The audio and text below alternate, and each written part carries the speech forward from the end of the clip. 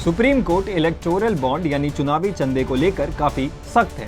इस मामले पर देश की सर्वोच्च अदालत में लगातार सुनवाई चल रही है। इसी दौरान सुप्रीम कोर्ट ने 18 मार्च को एसबीआई से कहा कि वो इलेक्टोरल बॉन्ड से जुड़ी हर जानकारी 21 मार्च तक दे दे। सुप्रीम कोर्ट ने नए आदेश में उन यूनिक बॉन्ड नंबर्स के खुलासे का भी आदेश दिया है जिनके जरिए बॉन्ड खरीदने वाले और फंड पाने वाली राजनीतिक पार्टी का लिंक पता चलता है। सुप्रीम कोर्ट ने कहा 21 मार्च की शाम 5 बजे तक एसबीआई के चेयरमैन एक एफिडेविट भी दाखिल करें कि उन्होंने सारी जानकारी दे दी है। सीजीआई चंद्रचूड़ की बेंच ने कहा कि एसबीआई जानकारियों का खुलासा करते वक्त सेलेक्टिव नहीं हो सकता है। इसके लिए आप हमारे आदेश का इंतजार न करें। इलेक्टोरल बॉन्ड पर आदेश सुनाते हुए सीजीआई ने कहा, एसबीआई चाहती है कि हम ही उसे बताएं किसका खुलासा करना है, तब वे बताएंगे। यह रवैया सही नहीं है। बॉन्ड के यूनिक नंबर्स न होने पर कोर्ट ने 16 मार्च को स्टेट बैंक ऑफ इंडिया यानी एसबीआई को नोटिस देकर 18 मार्च तक जवाब मांगा था। कोर्ट ने चुनाव आयोग को भी एसबीआई से मिली जानकारी तुरंत अपलोड करने के निर्देश दिए हैं। इस मामले में स्टेट बैंक की तरफ से हरीश साल्वे पेश हुए। उन्होंने कहा कि जहां तक बॉन्ड के नंबर्स की बात है, हमें कोई परेशानी नहीं है, इसे साझा करने में हम दे देंगे। सीबीआई ने एसबीआई से पूछा कि आप किस फॉर्मेट पर इलेक्टोरल बॉन्ड के डेटा को रखते हैं।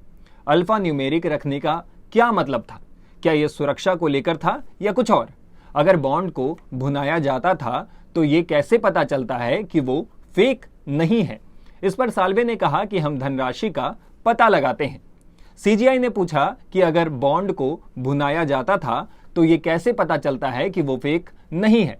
इस पर एसजी तुषार मेहता ने कहा, आपने फैसला दिया, लेकिन कोर्ट के बाहर कुछ दूसरी तरफ इसे अन्य ढंग से ले लिया जा रहा है।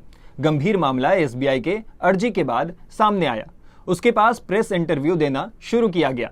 सोशल मीडिया पर भी इसे अलग तरीके से चलाया गया। अगर किसी ने किसी को पैसा दिया तो उसके बाद सब ने उसे अपने अपने तरीके से देखना शुरू कर दिया। मीडिया कैंपेन चलाया गया ताकि जजों को शर्मिंदा किया जा सके। इस पूरी मुहिम के पीछे एक हिडन एजेंडा है।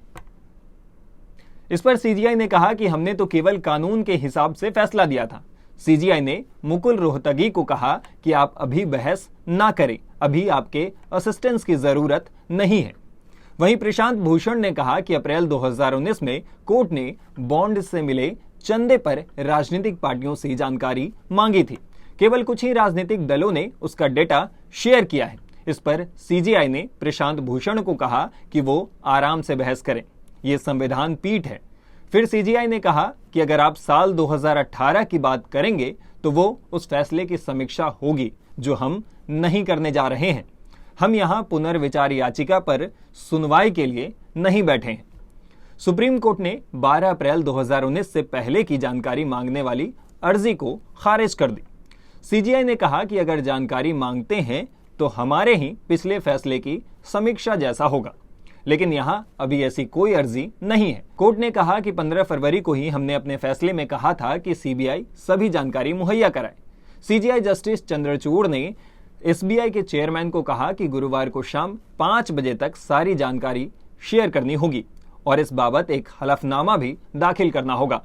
इसी के पास एसबीआई से जैसे ही जानकारी आती है वो अपनी वेबसाइट पर उसे अपलोड करे। इस वीडियो पे आप अपनी राय हमें कमेंट बॉक्स में लिखकर बता सकते हैं। इस तरह के और भी इंफॉर्मेटिव वीडियोस के लिए हमारे channel times now of Bharat को सब्सक्राइब कर लें और अगर आप ये वीडियो फेसबुक या एक्स पे देख रहे हो तो हमारे पेजेस को फॉलो कर लें। शुक्रिया।